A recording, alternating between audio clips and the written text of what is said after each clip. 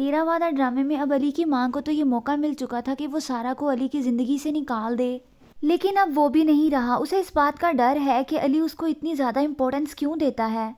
अली के दिल में सारा की पहली वाली मोहब्बत फिर से लौट आई है। वो सारा की बहुत केयर करेगा। ये बात उसकी माँ को बहुत ज़्यादा चुभेगी।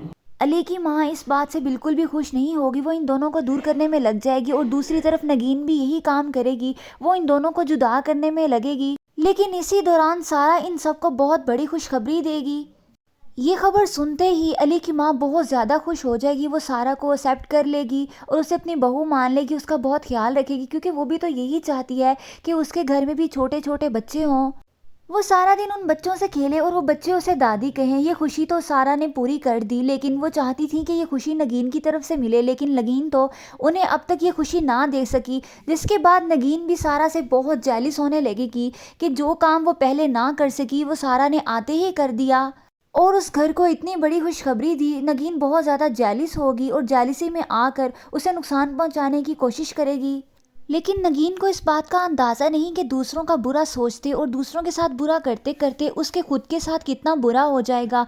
दूसरी तरफ बिलाल मारिया की हर बात मानेगा, उसे अलहदा घर भी लेकर देगा, लेकिन तब तक तो मारिया का असल चेहरा भी सबके सामने आ चुका होगा। जिसके बाद बिलाल तो उसे बिल्कुल भी बर्दाश्त नहीं कर पाएगा।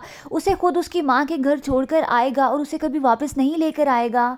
जब बिलाल ये बात जानेगा कि किस तरह उसने मेरी बहन से मुझे दूर कर दिया और किस तरह से हम दोनों के दरमियान गलत फहमियाँ पैदा करती आई है, तब बिलाल जान जाएगा कि इसे मुझसे कोई मोहब्बत नहीं थी। इसने तो सिर्फ और सिर्फ पैसे के लिए मुझसे शादी की है।